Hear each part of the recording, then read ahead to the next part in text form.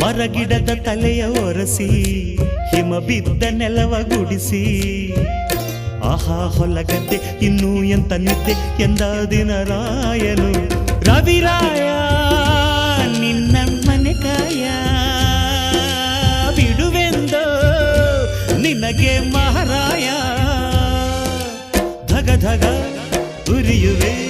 ಜಗ ಜಗ ಬೆಳಗುವೆ ನೀನು ಬರದೆ ದಿನವಿಲ್ಲ